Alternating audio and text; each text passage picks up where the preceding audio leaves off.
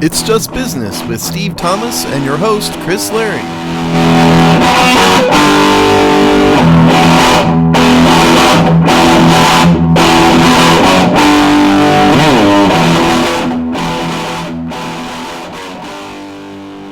Hello and welcome to another episode of It's Just Business on the Hogstine Network, the show where we look at the dollars and nonsense of the sports media, business, industrial, legal complex. Everything basically that's not stuff happening on the field is germane to our discussions.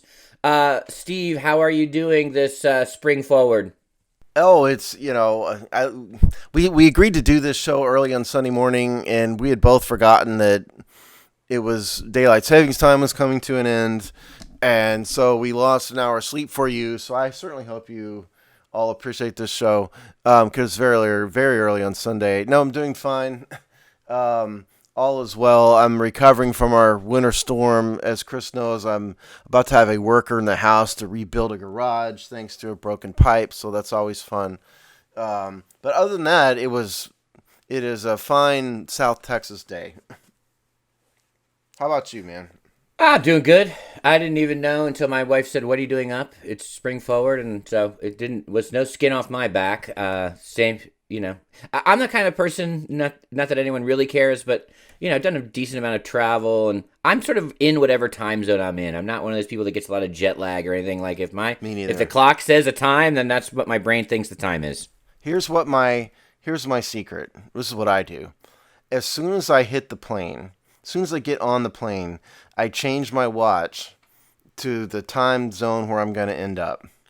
And if you're going overseas and it's bedtime, sleep. No matter what time it is where you came from, sleep for a few hours.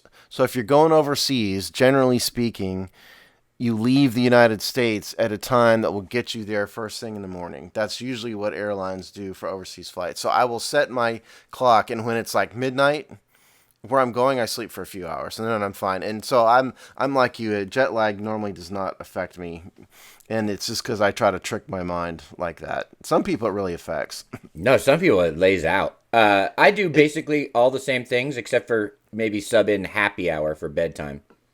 Oh yeah, since I don't drink, and so that yeah, and that will do the same thing to you ultimately. It took me a couple overseas trips to figure that out, though. Yeah, no, but if your brain, if you can trick, I agree. If you can trick your brain into just being the time that the local clock or your localized clock says, you can usually survive. It's the people that are always doing the math. And, figuring out where it is there and where it is here. It's almost like a self-fulfilling prophecy. Yeah, that's exactly right.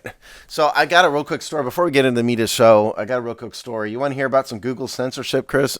Sure. Okay, so back in 2017, I wrote a column called Dear NFL, Please Put a Stop to the Anthem Protest. And it was all about my feelings on the National Anthem protests. I didn't like them. And we had two people from Hogstye respond. Our former writer, Rick Rogers, who used to be on this show, responded with a column in favor of the Anthem protests, as did former Hogstye host Sean Conti. We all got our opinions out, and all was well. We talked about it on this show briefly, and everything was fine. So a couple weeks ago, I had to find that column because I wanted to show it to somebody, and I couldn't remember when I wrote it, and I didn't really want to search through 40 pages of my 1 or 2 or 3 columns a week to find it. So I just Googled it by name. I typed the Hogstye, quote, Dear NFL, please put a stop to the Anthem protest, close quote. Shockingly enough, my column does not show up. What it shows up instead is Rick Rogers' response and Sean Conti's response. And they had quoted the title of my column in their columns, which is why it was showing up. Now, MSN and Yahoo, you search for my column by name, it still shows up. Google, nowhere on the search results anywhere does my column show up. So now Google, I don't think Google knows who I am personally, and I doubt very many people, if any, at Google have read my column. What they have done, in my view, and I can't think of any other explanation, and if somebody out there has one, let me know. What they have done is they have created a search algorithm that eliminates or limits conservative thought and limits pro national anthem and pro-flag thought. And so my column is gone from Google, so screw you, Google. There's nothing I can do about it, but screw you, Google. So that's my happy, fun censorship story. Steve has been deplatformed from Google. Is there another explanation? No, probably. That's probably fair. I would imagine that they probably have a whole suite of things that they're doing. That one seems like a weird one though to get caught up into that algorithm. But I would say that it's probably difficult to do without going deep into the weeds. That's probably a pretty good summation. Yeah, and here's the thing. There's something called Section 230 of the Communications Decency Act, which is federal law. And what that law basically says is if you are something like a giant search platform, you are spared from defamation lawsuits and other similar legal ramifications because theoretically you're just a pass-through. You're just passing through results. We're not responsible for any of the results. Now, what certain members of Congress are complaining about is if you start censoring and shaping your own results, then you're no longer just a pass-through, and you ought to not be protected by Section 230 of the Communications Decency Act. And the Senate had a hearing about that a while ago. And so this is the type of thing they're talking about. Google can have whatever they want on their search platform, but when you're editing and censoring, then perhaps you're not an unbiased pass-through. So that's the issue. But let's go on to sports because that's more fun. All right, well, we're going to jump in. It is, no matter when we're recording this or when you're listening to this. In fact, when you're listening to this, it'll even be deeper into March Madness or closer to March Madness or whatnot.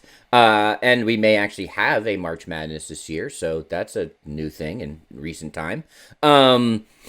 So we have a March Madness related story, or at least college basketball related story. So everyone knows Michigan State, Tom Izzo, premier program, Big Ten. Tom Izzo's what? Probably top 3 active college coaches working right now. He's won a national championship, blah, blah, blah, blah, blah, blah, blah. A blue chip coach, blue chip franchise, et cetera, et cetera.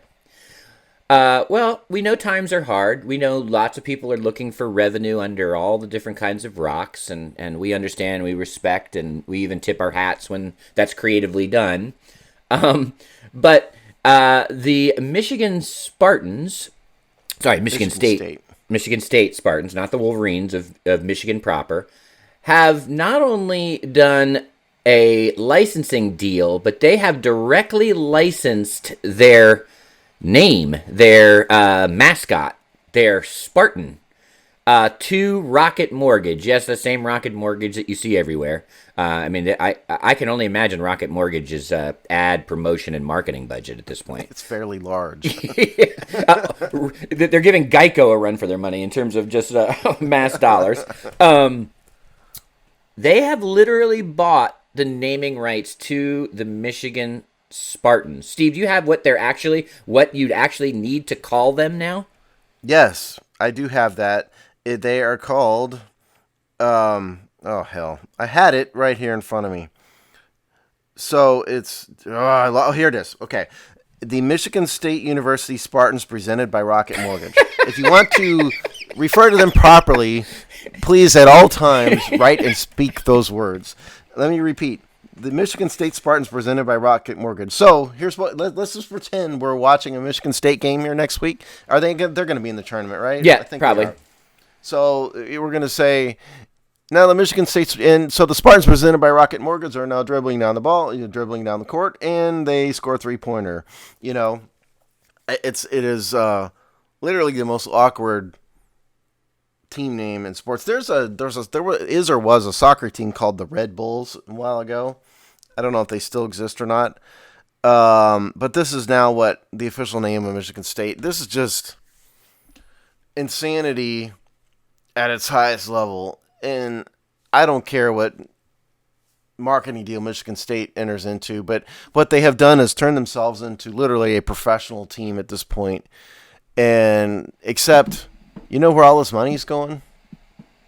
No. Anybody?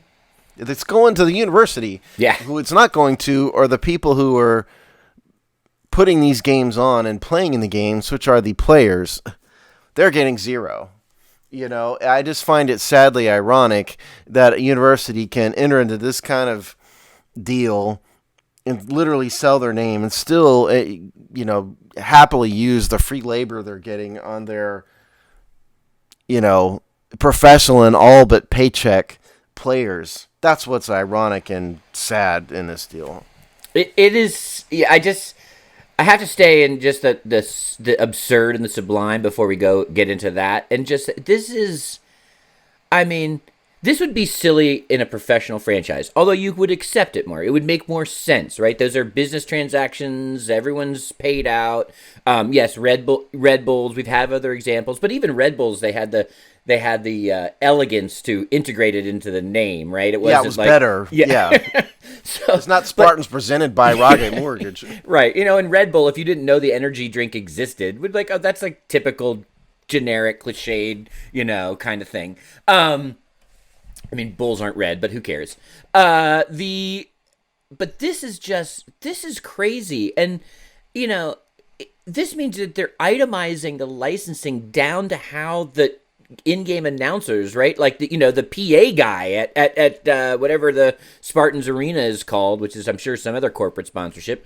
So it's just like, and it really does have an effect on how we view these sports. We can even leave the college athletics out for just a second. It is like there is a little bit of is nothing sacred? Like the name of the mascot is how it's being described within the game context at this level. What's our theme for this show? I know. This is the show. It's all about the money, kids. You mentioned the announcers. Now, Michigan State's announcers have to use his name. That's the whole point. Yeah. And so it's not NBC's announcers necessarily or whoever's, although they're going to do it too. But Michigan State employs people, announcing crews and journalists and stuff, and they're all going to have to use his name. And yeah, it's like it's nothing sacred because this is just the tip of the iceberg. Presumably, there's going to be others that follow this, I would assume. So you may have the Duke Blue Devils presented by Trojan Condoms or something, That's probably a horrible example, but it's absurd and sublime is a great way to describe it. There's no doubt about that. And, Michigan State apparently lost $75 million through the COVID-19 pandemic because of a loss of revenue from basketball. And so this is a way for them to conveniently wipe that debt away. Let's just change the name to something insane and ridiculous. No problem. Done. And so they just wiped out their debt. It must be so much fun. It's so easy when you can just wave your hand and wipe out $75 million of debt. I'd love that. I do have to tip my hat to the person, the team, etc. at Rocket Mortgage, because that sounds like something that they dreamed up on a Friday night, with illicit substances, and said, they're sitting in a bar somewhere with a can line we actually of get shots? them to rename their team? No. We're like, well, let's try. It seems like such a lark. So what, and then to actually, I guess they just wave enough money in front of their faces, anything can get done. But it does seem like one of those kind of like, well, let's see if they buy it, on the Rocket Mortgage side. And there's no rational connection between a mortgage company and a basketball team, by the way. It's not like, it would make sense if it was like Adidas, just say off the top of my head. If it was Michigan State basketball presented by Adidas, that would kind of make sense. But we're talking about a mortgage company here. It's just funny because it's almost, the name itself is almost an oxymoron. It's just a complete opposite. And then again, I think you do get into it's just another example of big money in college sports, in which everybody's making just a butt ton of money except the players themselves. And we've been down this road before, yes. And it's very hard to pay players, and nothing has changed. I just find it amusing that we've literally monetized the name, and you still can't give a penny to players except under the table and illegally. Which is obviously happening. I'm sure Michigan State's doing it. Yeah. And what's really interesting on that point is that, yes, obviously college athletics, this is specifically men's basketball and men's football, make astronomical amounts of money, and we have all these issues that Steve just mentioned have been at play for decades, if not, certainly last few years. But now they always stay just under the hypocrisy line, right? Because it's like ticket revenue from games, and it's regional sports, so we can promote the university and promote the athletics, and it's apparel deals, and it's naming rights to stadiums. It's all stuff that, at least theoretically, is about the presentation and distribution of the sport and the university and maybe even the conference, right? So all those things make sense in the way that we, want to present and advance the university, advance the athletics, et cetera, et cetera. It was all revenue based on the presentation of the sport itself. This is a whole new level of revenue generation, which I do think just means that, and money talks and deficits talk louder. So I guess they just don't care anymore. But this is above the hypocrisy. This is where Michigan State is admitting that they care not one whit about the hypocrisy level of this, and are willing to just embrace that they are going to monetize every single aspect that someone's willing to pay for. Can we please just stop pretending this is amateur athletics? Can we just, because you're right. I mean, this is like next level hypocrisy. I can't even come up with one of my famously great analogies for this because it's so absurd. I just can't dream on one up. You want to hear another related hypocrisy? So does the name Russ Probst mean anything to you, Chris? No, not off the top of my head. Okay, so Russ Probst was the coach of a high school football team that was the subject of a show 10 years ago, maybe 15 years ago now, called Two-A-Days on MTV.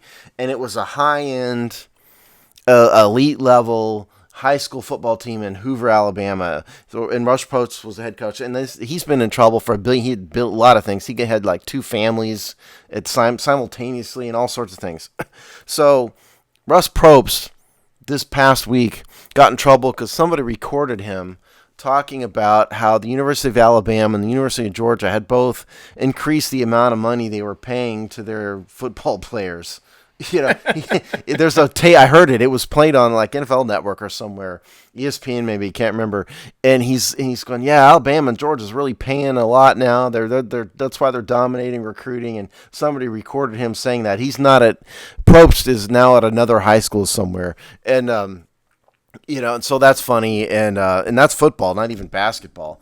But look, it's this Michigan State thing. It's utterly ridiculous.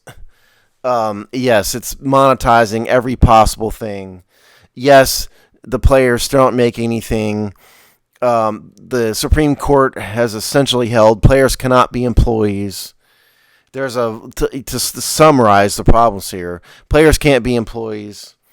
Title IX of the U.S. Code makes it very, very hard to pay players because you've got then gender issues when you've got a bunch of that's a bad way to say it, non-revenue generating women's sports. You can't just pay men's basketball players and then forget the women under federal law. And so this is how you end up with things like Michigan State renaming themselves the Rocket Mortgage Team. And still you can't pay a dime to the people who are actually putting the product on. It's just the whole thing is so ridiculous. Like I said, I would much rather just admit defeat and say this is not amateur athletics anymore.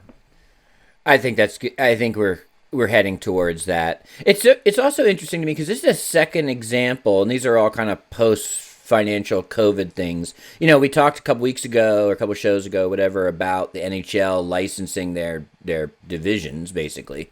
And so this is another example. We're seeing basically real estate that had never really been up for sale before, right? And maybe not even attractive. Like, it's not that, or seen as open. For whatever reason, we're just blown right by whatever kind of demarcation line there was about what was available real estate for sale. And now, these are the new billboards, and it is genius marketing because much like the divisions, it means that all these announcers and anyone who's talking about these things, it's basically embedding spoken commercials at such a minute but repeatable level, right? You think how many times you have to name a division when you're talking about two teams matching up? How many times you have to mention a team name in the course of a game? I mean, so they're incremental, but they add up, and I mean, it'd be fun to go and track how many times someone has to say Spartans like a month ago in a Big Ten game, right? And then itemize each of those mentions. And I'm sure there's all kinds of payment tables and formulas that equate that here. But we've seen two examples of this now in the last 4 months, basically. And get ready, because this is all new billboard space, basically. And when you basically pin these people that have to talk about the game into mentioning these commercials, I mean, that is penetration that you don't normally see. Oh yeah, well, this is why companies put their names on stadiums.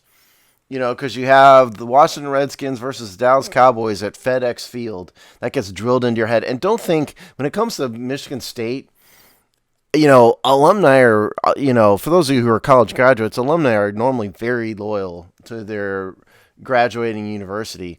And so it wouldn't surprise me greatly if Rocket Mortgage just inherited a bunch of customers from Michigan State. The other example is NASCAR. NASCAR is really the only sport that has historically just allowed sponsors to glue their name on anything that they can do it to, and NASCAR fans are very loyal. They will follow and support the sponsors of their favorite drivers, and so I think Michigan State, or Rocket Mortgage rather, is sort of counting on this. They've married themselves to Michigan State.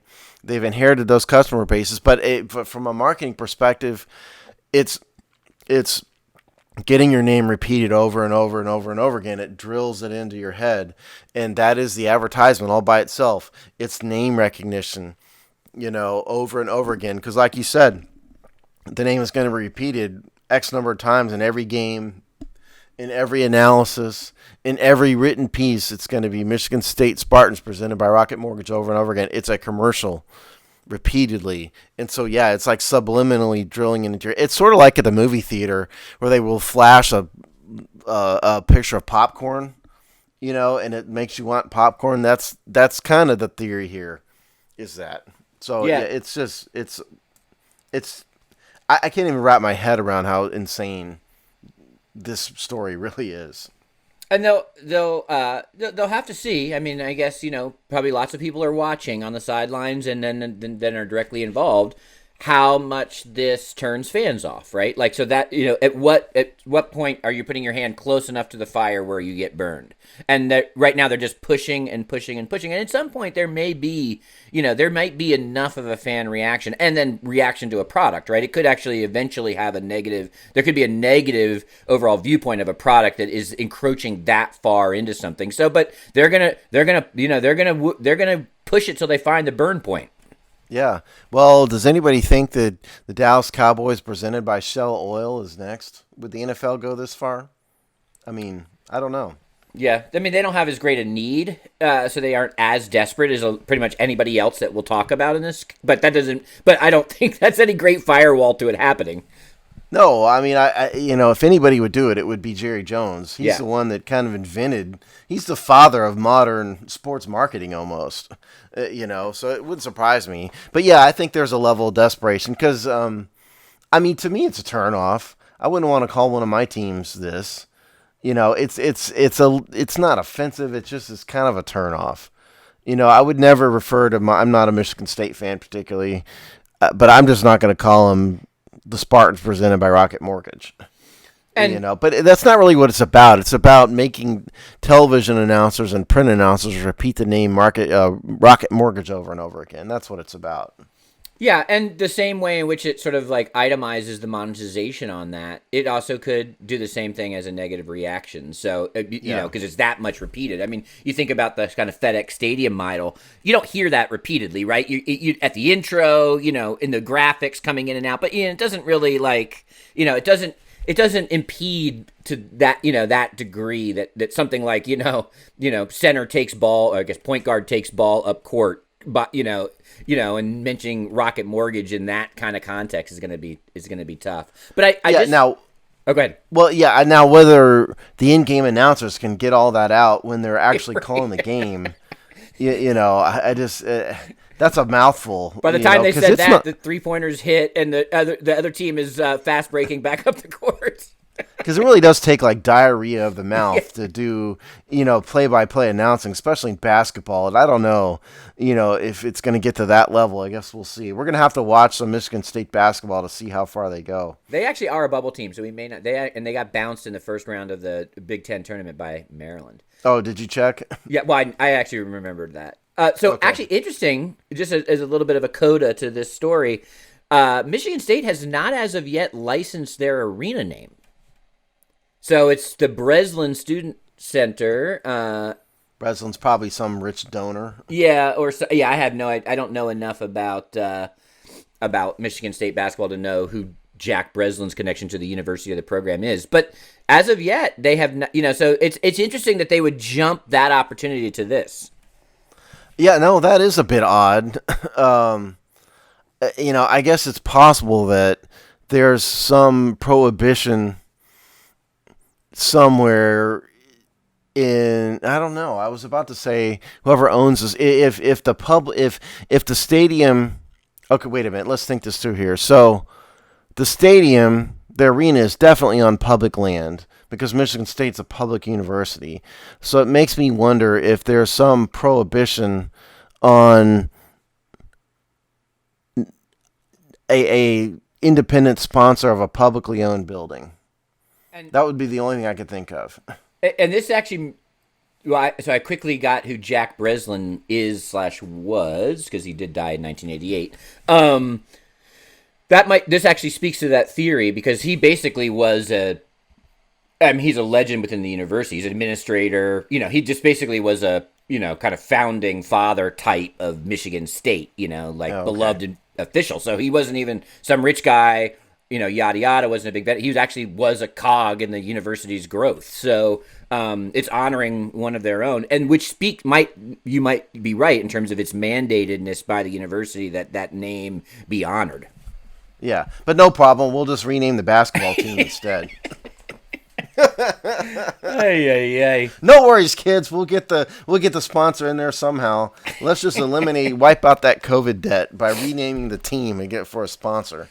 Yeah, because everyone knows that the Spartans of antiquity were able to fend off the hordes with rocket launchers, right? With a mortgage. Yeah. Throw paper at them. Oh, Lordy. All right, anyway, we'll move on. This is a little bit of an update type of story in that we talked, I don't know, some time ago in the recent history about how ESPN/Disney was looking to get back into the business of the NHL. And they now have officially got back into the business of broadcasting NHL games. For my fellow puckheads out there, especially that are in and around my age, let's just call it middle age, ESPN and hockey were pretty synonymous for a long time. That was the network that you watched at least national games. So, and then ESPN got out of that business. They lost the year to labor strife, and they got into bed after that with NBC with a sweetheart deal for NBC, and then have grown that relationship since. So this does mark a few interesting things. One, it does mark the return of ESPN to broadcasting hockey. It also is now the first time in a good while that the NHL has had multiple broadcast rights. So this is the first time they've gone to not just having NBC. And I don't have the data in front of me, but it might even be been pre-labor lockout that they only still had one. So to have two TV rights is a big deal for the NHL. And it's another signal that these big, giant media conglomerates are just trying to gobble up as much live sporting content as they can. And has all kinds of implications about how you watch the game, including Stanley Cup Finals. It's interesting how much hockey's come back, because at one point in time, was it right after the labor strike, they were down to only being on the Outdoor Channel. Yeah, which was owned by NBC. Or was there some corporate connection? Yeah, which is NBC, but it was only the Outdoor Channel, and that was the only place you could find hockey, professional hockey. and now the mouse has bought them up. This is more money that ESPN is just setting on fire at this point. I have no idea. I would love to see ESPN's financials, internal financials, see how much money is this network losing. They've got to be losing a fortune at this point. But I think more than that, what this speaks to is the growth of hockey in the United States. Because, like you said, now hockey's on two networks. NBC isn't going away, but the major stuff is now going to be on ABC and ESPN instead of NBC. The Stanley Cup Finals, the playoffs, all that stuff. By the way, this is from a story on Front Office Sports called "Disney Takes Over as Lead NHL Broadcaster," dated March 10th by 2021 by Michael McCarthy, and he does cite NBC in here, an NBC spokesman, as saying, "We continue to." This is NBC. Quote, "We continue to discuss a potential future with the league as we focus on the season at hand." Close quote. So NBC's deal was 10 years, $2 billion, expires after this season. So what this is saying is NBC wants to continue to broadcast hockey past this season. So they may end up, the NHL may end up with two major broadcast partners. I think this is a bit anecdotal here. My own father falls into this. My father, who doesn't listen to this show, as far as I know, lost interest in the NFL a couple years ago, but picked hockey up. And I think hockey has grown a lot of fans in the United States. Not necessarily people who are tired of football, maybe, but I think they've just picked up. He has no connection to hockey at all, other than just he caught some games and likes the sport. And I think hockey has grown in that respect in the United States quite a bit. And I think the fact that the Mouse is throwing how much? Let's see here. What is this contract? Okay, so here's Disney's deal. It lasts through the 2027-28 season, $2.8 billion over the course of the deal. So it's a total of $2.8 billion.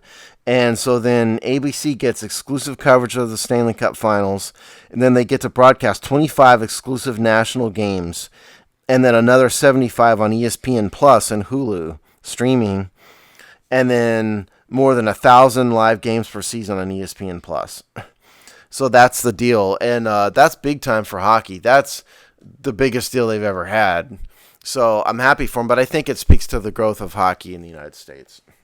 I think probably. Like everything else, I think they have a pretty good long-term outlook, but a short-term shortfall because, as we talked about before, they're a big gate receipt business. So, it's kind of healthy long-term and coming up short here, short-term, which might have pushed them to make this deal a little bit faster. They maybe gave the ESPN more than they would have liked in terms of what they held back for NBC, but who knows? The other thing I think is interesting here, especially as Steve, as you mentioned, that this is always a look towards broader streaming rights, which and those streaming rights in the streaming wars aren't just national; they're international.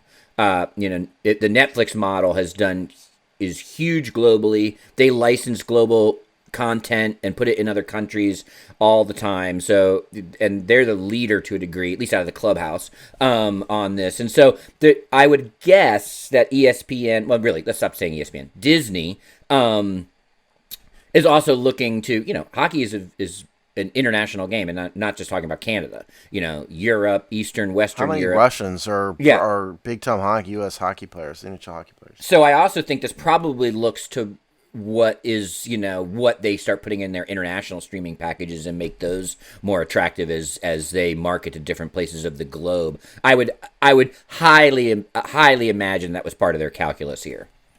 Yeah, it's funny that you mentioned Netflix because Netflix has brought international television to the United States in a way that no network ever has. And just one example is a show called Money Heist. You ever heard of this show? No. Money Heist?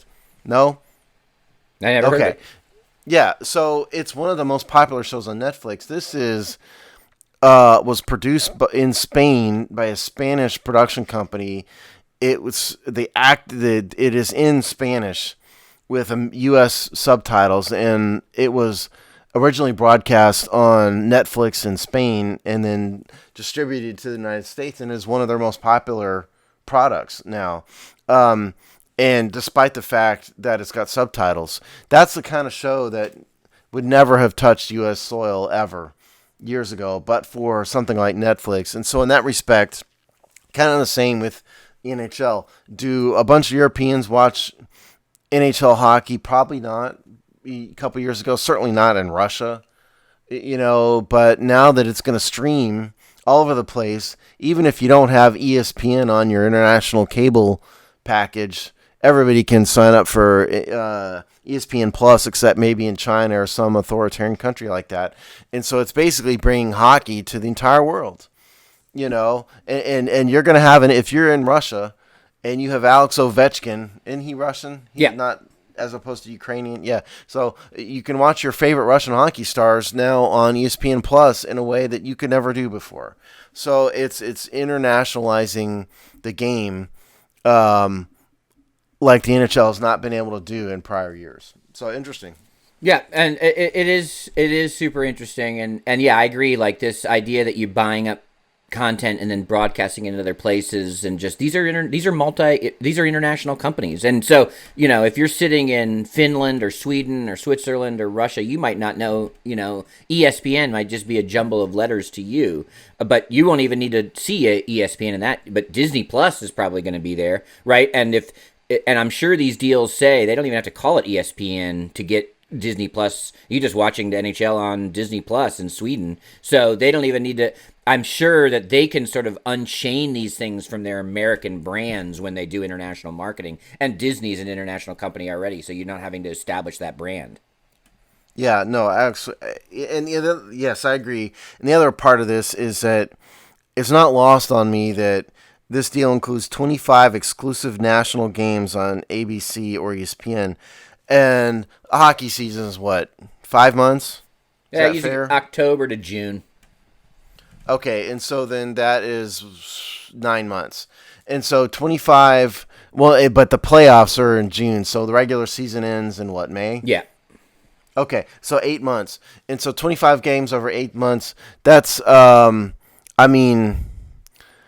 that is one about every week and a half or so. Yeah, it's a game of the week model in terms of a national game. Kind of. It's a little bit less than that from a week's perspective. It's a game. It's maybe every 10 days or every 2 weeks or so there's a national game. We have not seen that in hockey in the existence of the NHL, basically. We have not seen that. And so I think it's the intent here is to open up hockey to United States audience in a way that we have not seen. And if you could sort of fast forward here a little bit, a few years, this may signal a raising of the stakes from 3 major sports plus hockey to 4 major sports in the United States that are all sort of on equal footing. Because how many national baseball games get broadcast? Yeah, not a ton. Not a ton. You probably have. I bet you ESPN has got a game a week. Or Sunday something. night, right? Don't they do Sunday night baseball? Yes, yeah, you're right. Yes. So there you go. And so we're almost to that point with hockey. Not quite, but we're almost there. So this may be a signal that in a few years, NHL is going to be as big defined in sort of a loose sense as baseball and the NBA. It could be. It definitely could be. I think hockey will always have a couple barriers. One, it's just so cold weather associated. But I think they've straddled across that decently, and some of their southern market teams have started to have success. The one thing I would say, and obviously the NHL doesn't want to lose NBC because they would much rather be being paid by 2 providers than 1. And I think NBC will want to get back in because the Olympic crossover is big, and that's obviously a huge NBC property. And it was just announced that, not just, but recently announced that the pro players are returning to Olympic hockey, which I think they took a cycle off, and the NHL got a little cranky and pulled their players out. But that's now fixed. Whatever crankiness was solved. So the NHL is not going to want to lose the Olympic NBC crossover because that gets them a ton of extra promotion. let's give a rousing huzzah for amateur athletics and the beauty of amateur athletics in Olympic competition. The dream team changed everything. It did. Because, there was a day, I'm old enough to remember, when the Olympics was all about the purity of amateur competition. And sadly, that is totally and completely and forever dead, thanks to the Dream Team. And now we've got, the problem is that the NHL season is right in the middle of Winter Olympics. And so it causes the NHL much more grief Yep. than basketball, because the NBA season's over in June. And so, this just costs a handful of players, 10 professional basketball players, they have a little bit shorter off season. The NHL has to shut down their season, and so that's why the NHL didn't like it. But I guess if you just pay them enough, if the Olympic Committee will pay them enough money, I'm sure there's money going back forth somehow. Yeah. With that, which is why the NHL is willing to do it. But yeah, it's the death of and there is no amateur anymore unless you get down to 14-year-olds. Amateur athletics is just dead in this country. Yeah, even Little League as a business is borderline. Yeah, I mean, I've been all about Little League baseball and all that stuff, and it's serious. And AAU basketball is more serious than baseball. That's, I shudder to think about what's going on in AAU basketball behind the scenes. No, it looks more like single or double A minor league baseball than it does amateur athletics, probably. Yeah, absolutely. But big time baseball is not far behind. We'll say it like that. Super interesting. And I think actually the NHL saw when they took that Winter Olympic cycle off that, I mean, wait, we don't want almost 3 weeks of all-star play and highlighting our, stars. I think when they experienced what it was like without it, they quickly returned, because you don't have a way to highlight their game and their stars like that.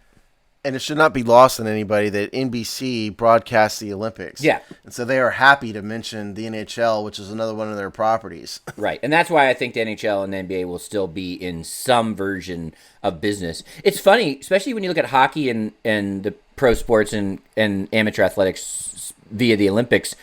Probably the other shoe to drop, other the Dream Team, which is the big shoe, but the smaller second shoe was really the fall of the Soviet Union, because that unlocked all those Eastern Bloc players to pursue professional, which, because so that meant that these the Soviet bloc countries, which were also professional sports teams, they just were locked into, kind of into their home countries. Once those players were free agents in the international market, that also just changed things pretty significantly.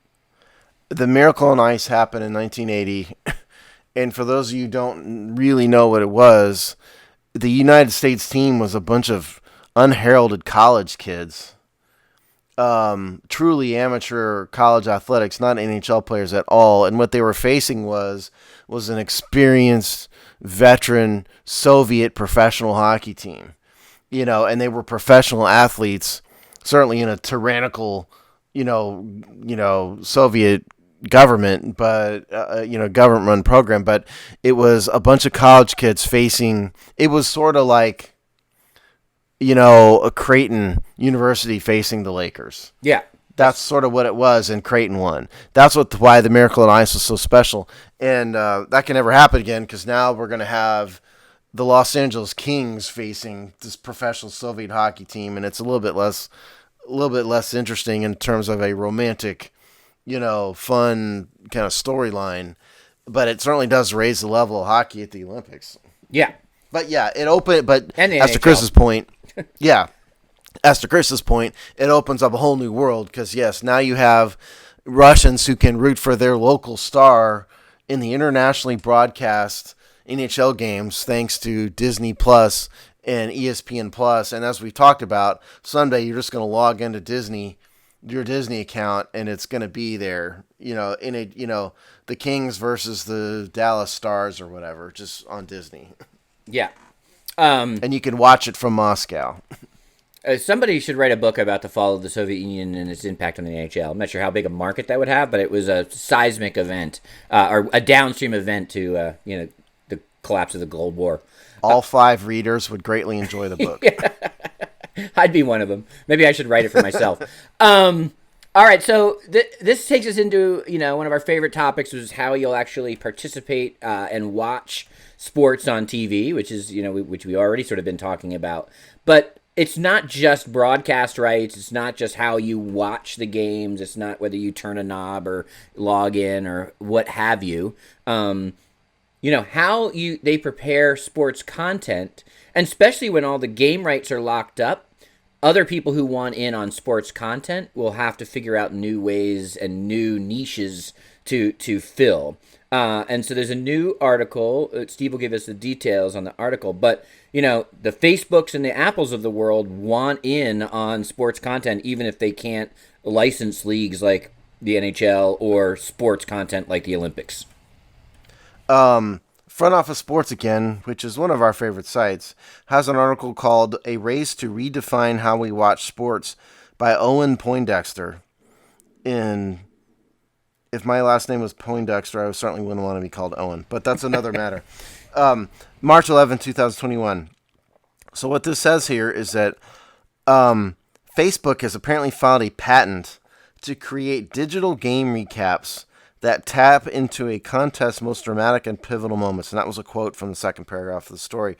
What they're doing here is it says Facebook is scaling back on live sports, and that they're betting they can attract more attention by creating fancy whiz-bang digital recaps. And so this is admitting defeat here a little bit, that they're going to be able to rope in the young to watching live sports because just the attention span isn't there thanks to the modern world. And so they're going to create really super fancy game recaps and hope they can hook the public on those, because those are short, couple minutes long. Kids today who have no attention span will watch those. And so they're going to invest a ton of money into making really, really super cool digital recaps. And along those lines, this article also talks about how Amazon is getting into VR, virtual reality in sports. And so if you put on your virtual reality headset, there's going to be NFL and other related content that you're going to see in a virtual reality setting some point in the future. And Apple, in the same article, Apple is in a product rollout event talked about watching NFL games from up to 7 different camera angles, including streams from players' heads. So I think if you fast forward a couple years from now, there's going to be all sorts of new ways to watch sports that have completely departed from the traditional overhead camera model that we all are used to. Picture virtual reality, watching games through VR headsets, putting you on the field, directly on the field. Digital fancy recaps of games on Facebook. It's going to be a whole new world in maybe not the near-term future, but sort of the mid-term, couple years from now future. Yeah, I totally agree. Quick pop quiz. Do you know what company owns the biggest consumer-facing VR headset? No. Facebook. They own Oculus, which is the number one consumer. Do they really? Yeah. I didn't know they owned Oculus. Yeah, next time you see an Oculus commercial in print or TV, you'll see brought to you by Facebook. They've even gotten to where they've integrated Facebook into all branding of Oculus. They bought it probably like 3 or 4 years ago, and within the last 2 years have really linked those two brands. Imagine, and so what we're talking about here is watching sports through a virtual reality headset. And so if there is a camera on the running back's head and you're watching the camera on the running back's head through a virtual reality headset, it's literally putting you immediately on the field of an NFL game. That is the future, and that is where we're heading. And then you can watch the recap through a digital. I can't even picture what they're even talking about with Facebook and these digital recap, because they filed a patent, which means it's something totally off the wall and different, and they don't really explain what that is. And it just says dramatic and pivotal. So it's a complete reimagining of what sports broadcasting is in the future. It is going to be completely and totally different from what we are all used to. And the old fogies out there, I'm sorry, but you're not who they care about. And I think it's what the kids are going to watch for the rest of their lives. I think it's really fascinating too, because they really are trying to fill the gap. They're trying to find brain eye space that's not the game. So if you even play out, so no one wants to necessarily, or at least not yet, degrade the experience of watching a live event, right? But imagine now you see the Kansas City Chiefs rolled up 42-10 on the Chargers. You watched it, yay. Imagine like a day later or hours later, you can go in and experience the top 10 plays in VR from Patrick Mahomes, right? So you watched the game, you got that excitement. Now you can go relive the 10 or 15 most pivotal moments by Patrick Mahomes in a 3D virtual reality way. And actually knowing the outcome actually enhances that experience, because you're actually, just like anybody who's watches their team or just is a fan of something, they want to go back and relive those moments. Well, they're just 100xing that experience at this point. So if you know the top 10 plays by Mahomes, you're gonna want to go relive them now with that vantage point, or relive the brutal blindside sack by Aaron Donald. Right. So it it is pretty amazing. Although, and as futuristic and all of the Black Mirror-ness of it all, the thing I find fascinating, especially with the Facebook example here, is it is kind of everything old is new again, though, right? Because what we heard for the last almost decade, that the thing that hurt ESPN the most was that no one cared about SportsCenter anymore, right? Like the clip package show is passé. You didn't need to wait till 11 o'clock, right? Like, well, what's Facebook now? I'm not saying there's not going to be new bells and whistles, but what are they looking to recreate? They're essentially looking to recreate a 21st century SportsCenter. So it's just like one of these things where it's like no one cares about clip packages. Now we've come back to we're betting on people care about clip packages. It's just sort of fascinating. It's the 21st century version of a clip package, digitized in some fancy new way to attract the young eyes who weren't alive when Chris Berman was broadcasting. Because don't forget, it's a little before my time because, I didn't have cable TV back then. But the advent of ESPN was something truly brand new.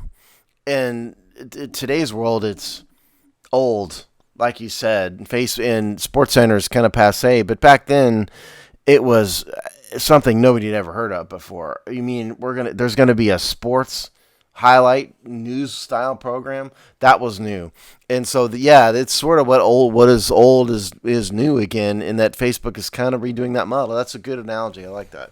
And I think what they're probably betting on, because I think they'll probably roll out a version of this soon, right? It might just look like a traditional clip package, and they're, for in the near future, but its differentiation will be that you're not waiting till 11 o'clock, right? And that it just becomes algorithmically fed to people's feeds. And then that's going to have the appearance or the illusion of being more instant, but it's really just going to still be a collection of the top shots, touchdowns, goals, and putts.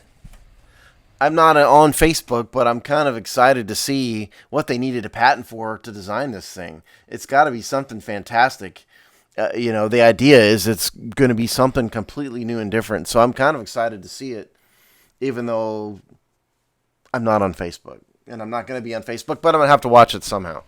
Yeah, and I think they'll all have versions of this. So it totally is interesting.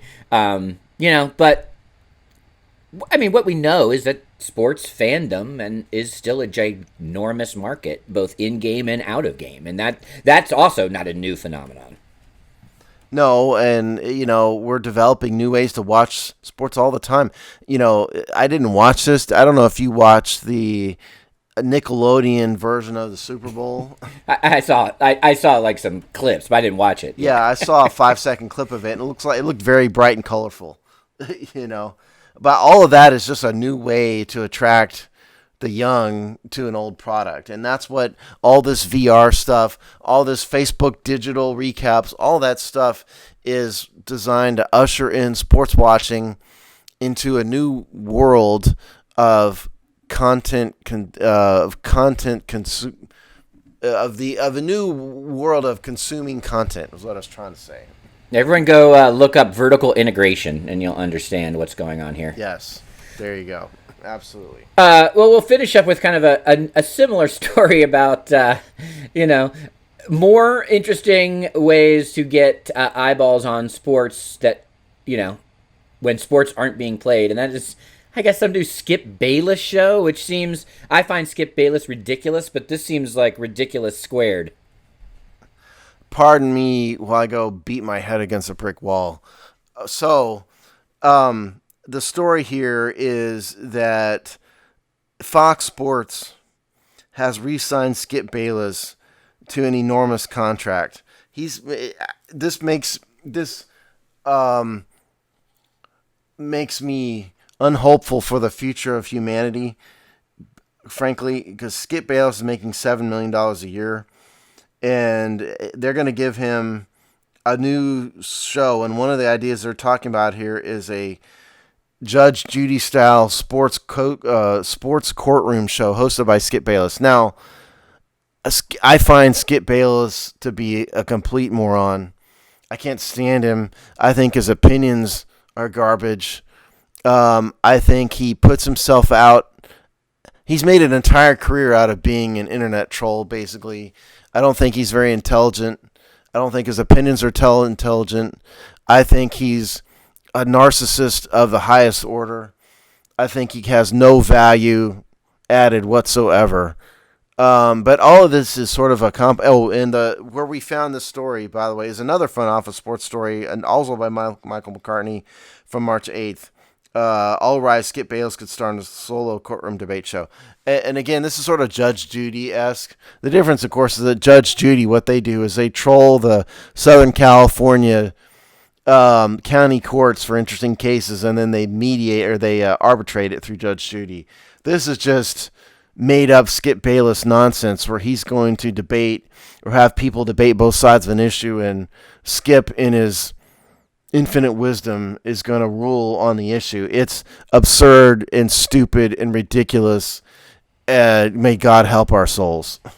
Yeah, well, I mean, Skip Bayless is the rodeo clown of Yes. sports broadcasting at this point, and this just without shame, by the way, on his part. And this just is another example of that. I did find it interesting in the article where they basically said that they have to put him in these kinds of shows to justify his contract, right? Like they actually, to pay him that much money, they have to max leverage him out, which means they'll put him in as any dancing clown wherever, and he's a very willing participant. Because he's not a serious person, and he doesn't have serious, educated, and informed opinions, and he can't articulate or even pretend that he does. And so I like the rodeo clown analogy. That's perfect. That is exactly what he is. He's a rodeo clown. They quoted Troy Aikman just bashing the hell out of him from years ago.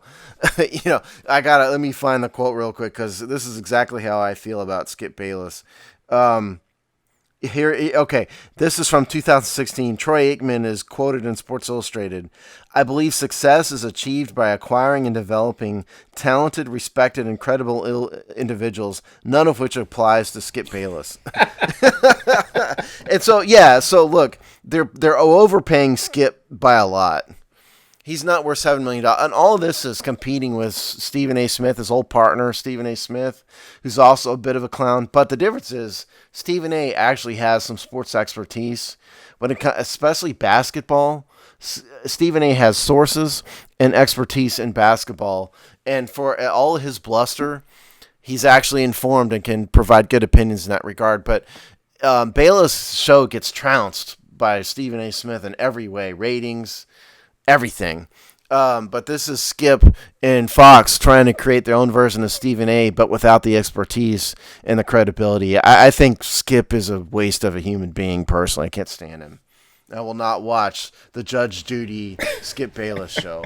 I mean, just put the Skip Baylessness of it all aside for the second. I don't want to watch that show with whatever talking head is the Judge Judy or Judge Wapner, if you want to be really old school about it.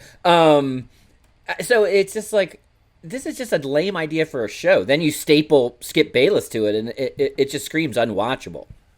But it's going to get attention because people like us and people much bigger than us are going to bash this show. And so the idea here is it's theater of the absurd is what it is. And people are going to watch the train wreck because everybody loves a good train wreck.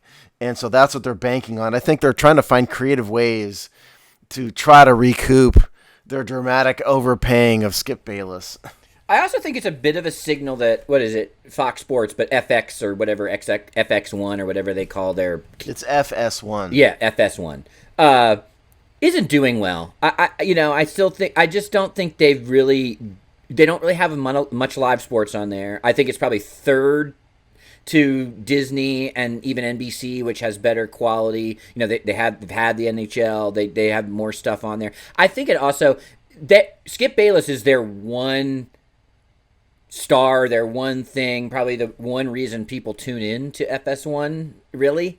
Because if you want real content, you're going to go to MLB Network or NFL Network or whatever for their talking heads. So I think it's probably them doubling down on their biggest thing, and also I think a pretty big acknowledgement that they have nothing else. Yeah, they don't. I think they may have a couple baseball games. They do baseball playoffs, I know. But yeah, I can't think of anything. There was nothing I watch regularly in FS1. And I do have FS1, except baseball playoffs. And that's it. So yeah, what else do they have?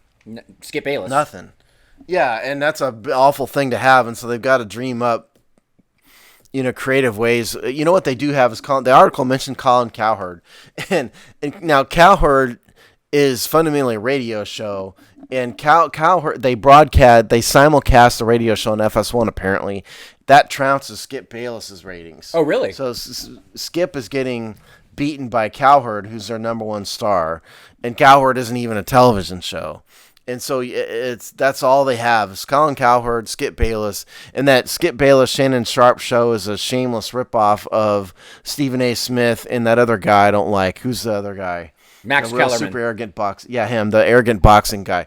And the Bayless Sharp show is the competition to Smith Kellerman, who just crushes Bayless in the ratings. So yeah, it's doubling down on the only thing they have, which is Gorick. Nothing. So we wish nothing but bad luck to Skip Bayless and as Judge Judy. In fact, I would be more entertained by Judge Judy commenting on minor sports transgressions. She would be sort of a modern-day Rush Limbaugh in that regard in sports, I think. So bring back Judge Judy to FS1, not Skip Bayless. Judge Judy's making a ton. Judge Judy owns that show, and so she makes a fortune, a ton of money. Yeah, no, these niche media entrepreneurs are fascinating. All right, so that brings us probably to end of another episode. Tell us a little bit about the Hogsty. I mean, we're getting into the busy season. Yeah, we are.